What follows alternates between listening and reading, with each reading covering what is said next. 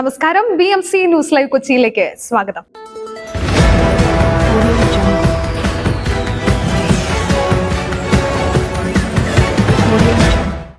ഈ വാർത്തകൾ നിങ്ങൾക്കായി അവതരിപ്പിക്കുന്നത് Cochin Kalabhavan Angamaly franchise, powered by Hi Life Thottakattukara, Josh Mall Mookkannoor, cleanser, BMC film production and Nazareth villas.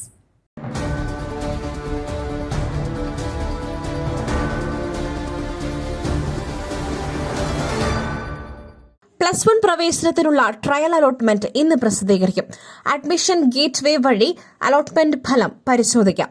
SSLC പുനർമൂല്യനിർണ്ണയത്തിലെ ഫലം ട്രയൽ അലോട്ട്മെന്റിൽ പരിഗണിച്ചിട്ടില്ല. പുനർമൂല്യനിർണ്ണയത്തിലെ ഗ്രേഡ് വ്യത്യാസം ജൂൺ 5 പ്രസിദ്ധീകരിക്കുന്ന ഒന്നാം അലോട്ട്മെന്റിൽ പരിഗണിക്കും. മെയ് 31 വൈകിട്ട് 5 വരെ ട്രയൽ അലോട്ട്മെന്റ് പരിശോധിക്കാം. ട്രയൽ അലോട്ട്മെന്റിന് ശേഷം അപേക്ഷയിലെ തെറ്റുകൾ തിരുത്തുവാൻ അവസരം നൽകും. അപേക്ഷ നൽകിയ സ്കൂളുകളും വിഷയ കോമ്പിനേഷനുകളുമടക്കം ഈ ഘട്ടത്തിൽ മാറ്റാം. ജൂൺ 5 ആദ്യ അലോട്ട്മെന്റ് പ്രസിദ്ധീകരിക്കുക. 4,65,960 വിദ്യാർത്ഥികളാണ് ഇക്കുറി ഏകജാലകം മുഖേന അപേക്ഷിച്ചിട്ടുള്ളത്.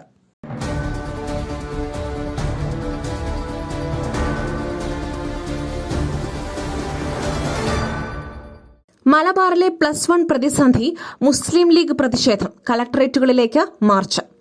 മലബാറിലെ +1 സീറ്റ് പ്രതിസന്ധിയിൽ പ്രതിഷേധവുമായി മുസ്ലിം ലീഗ്. മലബാറിലെ 6 ജില്ലകളിലെ കളക്ടറേറ്റുകളിലേക്കാണ് ലീഗ് പ്രവർത്തകർ മാർച്ച് നടത്തിയത്. +1 പ്രവേശനത്തിനുള്ള ട്രയൽ അലോട്ട്മെന്റ് ഇന്ന് പ്രസിദ്ധീകരിക്കാനിരിക്കെയാണ് പ്രതിഷേധം ശക്തമാകുന്നത്. +1 അപേക്ഷകരിലും കുറവാണ് മലബാറിലെ സീറ്റുകളുടെ എണ്ണം എന്നതാണ് പ്രതിസന്ധിക്ക് കാരണം. വിദ്യാർത്ഥികളും മാതാപിതാക്കളും ആശങ്കയിലായിരുന്നു. +1 അപേക്ഷകരുടെ എണ്ണത്തിൽ ഏറ്റവും കൂടുതലുള്ളത് മലപ്പുറത്താണ്.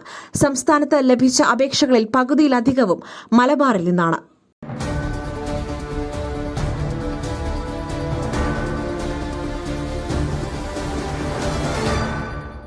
എക്സാലോജിക് അബുദാബി അക്കൌണ്ടുകളിലേക്ക് എത്തിയത് 3 കോടിക്ക് മുകളിൽ.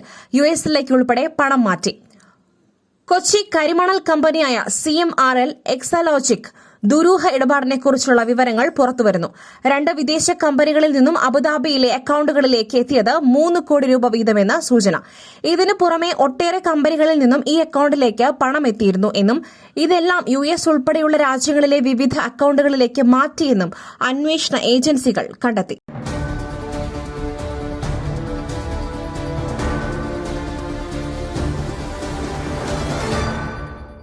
ചൂണ്ടയിടുന്നതിനിടെ കുളത്തിൽ വീണ് കോഴിക്കോട് 10 വയസ്സുകാരന് ദാരുണാന്ത്യം. കോഴിക്കോട് ഓമശ്ശേരിയിൽ 10 വയസ്സുകാരൻ മുങ്ങി മരിച്ചു. മുടൂർ സ്വദേശി മുഹമ്മദ് അജാസാണ് മരിച്ചത്. ചൂണ്ടയിടുന്നതിനിടെ കുളത്തിലേക്ക് തെന്നി വീഴുകയായിരുന്നു.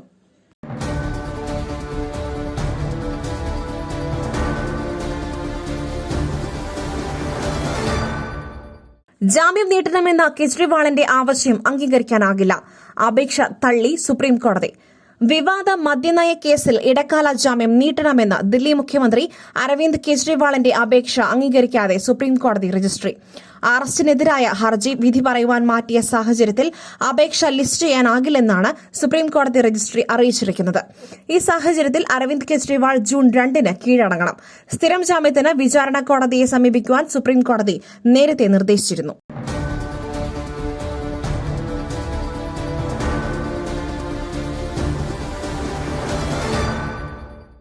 പാക്ക് ചെയ്ത ഭക്ഷണങ്ങളിൽ പഞ്ചസാരയ്ക്ക് പരിധി നിശ്ചയിച്ച് കേന്ദ്രം. പാക്ക് ചെയ്ത ഭക്ഷണങ്ങളിലും പാനീയങ്ങളിലും പഞ്ചസാരയ്ക്ക് പരിധി നിശ്ചയിച്ച് കേന്ദ്ര സർക്കാർ.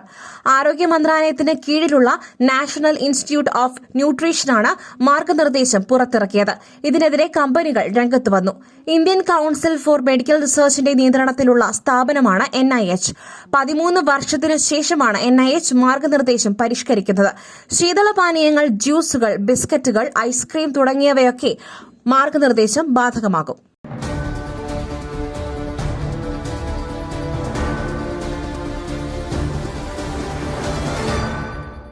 എക്സാലോജിക്കിന് വിദേശത്തും അക്കൌണ്ട്, എത്തിയത് കോടികൾ. അന്വേഷണം വേണമെന്ന ഉപഹർജിയുമായി ഷോൺ ജോർജ്. മുഖ്യമന്ത്രി പിണറായി വിജയന്റെ മകൾ വീണ വിജയന്റെ കമ്പനി എക്സാലോജിക് സൊല്യൂഷൻസിന് വിദേശത്തും അക്കൌണ്ടുണ്ടെന്ന ആരോപണവുമായി ഷോൺ ജോർജ്. വിദേശത്തെ അക്കൌണ്ടിലേക്ക് കോടികൾ എത്തിയെന്നും ഇതിൽ അന്വേഷണം വേണമെന്നും ആവശ്യപ്പെട്ട് ഷോൺ ഹൈക്കോടതിയിൽ ഉപഹർജി നൽകി.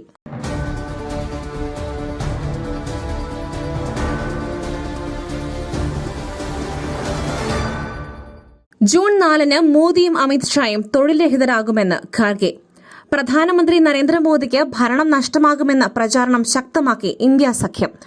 മോദിയും അമിത്ഷായും 4-ന് തൊഴിൽ രഹിതരാകുമെന്ന് കോൺഗ്രസ് അധ്യക്ഷൻ മല്ലികാർജ്ജുൻ ഖാർഗെ. കാറ്റ് മാറി വീശുന്നു എന്നായിരുന്നു മമതാ ബാനർജിയും ലാലു പ്രസാദും ആത്മവിശ്വാസം പ്രകടിപ്പിച്ചത്.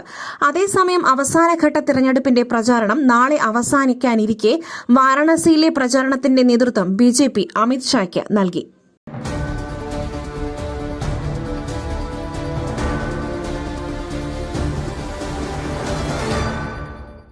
നടിയെ ആക്രമിച്ച കേസ് അതിജീവിതയുടെ ഹർജി ഹൈക്കോടതി ഇന്ന് പരിഗണിക്കും. നടിയെ ആക്രമിച്ച കേസിലെ മെമ്മറി കാർഡ് അനധികൃതമായി പരിശോധിച്ചതിൽ ജില്ലാ ജഡ്ജിയുടെ അന്വേഷണ റിപ്പോർട്ട് റദ്ദാക്കണമെന്ന അതിജീവിതയുടെ ഹർജി ഹൈക്കോടതി ഇന്ന് വീണ്ടും പരിഗണിക്കും.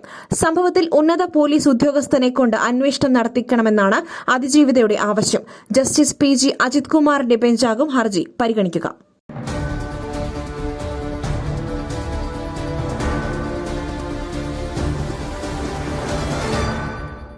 സൂര്യാഘാതം. ഡൽഹിയിൽ മലയാളി പോലീസുകാരൻ കുഴഞ്ഞു വീണ് മരിച്ചു.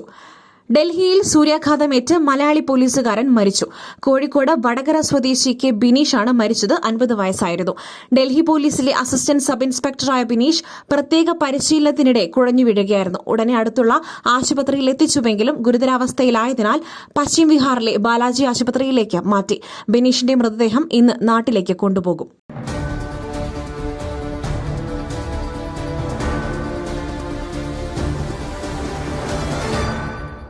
മൂന്നാം ദിനവും സ്വർണ്ണവില കൂടി. സംസ്ഥാനത്ത് തുടർച്ചയായ 3-ാം ദിവസവും സ്വർണ്ണവിലയിൽ വർധന രേഖപ്പെടുത്തി. ഇന്ന് ഗ്രാമിന് 25 രൂപയും പവന് 200 രൂപയുമാണ് കൂടിയത്. ഇതോടെ 1 ഗ്രാം സ്വർണ്ണവില 53,680 ഗ്രാമിന് 6,710 രൂപയുമാണ് ഇന്നത്തെ വിപണി നിരക്ക്. ഇന്നലെ 1 പവൻ സ്വർണ്ണത്തിന് 160 രൂപ കൂടി 53,480 രൂപയും ഗ്രാമിന് 20 രൂപ കൂടി 6,685 രൂപയുമായിരുന്നു നിരക്കുകൾ.